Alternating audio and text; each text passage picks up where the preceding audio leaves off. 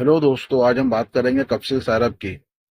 कप्सिल सारप एक सूखी खांसी एवं एलर्जी और गले की खराश में दी जाने वाली दवाई है।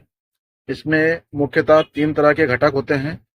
डाइफेंड्रामाइन हाइड्रोक्लोराइड खांसी, गले की खराश एवं गले की सूजन को कम करता है।